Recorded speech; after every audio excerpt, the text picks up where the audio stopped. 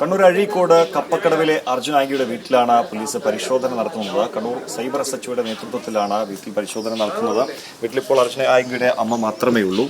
Kannur cyber police സ്റ്റേഷനിൽ register ചെയ്ത കേസിലാണ് അർജുൻ ആംഗി ഇപ്പോൾ റിമാൻഡിൽ കഴിയുന്നത്. തലശ്ശേരി സബ് ജയിലിലാണ് ആംഗി ഉള്ളത്.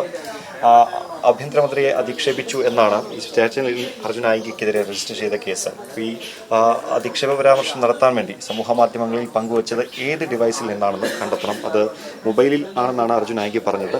അർജുൻ ആംഗിയുടെ ഒരു മൊബൈൽ പോലീസ് കസ്റ്റഡിയിൽ എടുത്തിട്ടുണ്ട്. ഇതിൽ തന്നെയാണോ എന്നുള്ളത് ശാസ്ത്രീയ പരിശോധനയ്ക്ക് പോലീസ് അയക്കും.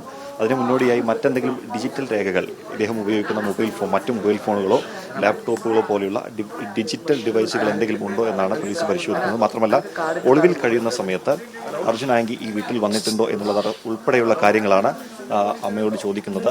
ഏതാണ്ട് 3/4 മണിക്കൂറോളമായി പോലീസ് സംഘം അകത്ത് കയറിയിട്ട് വനിതാ പോലീസ് ഉൾപ്പെടെയുള്ള ആളുകളാണ് ഇവിടെ എത്തിയത്. സൈബർ SHOയുടെ നേതൃത്വത്തിലാണ് വീട്ടിലിപ്പോൾ മൊഴിയെടുപ്പും പരിശോധനയും നടന്നുകൊണ്ടിരിക്കുന്നത്.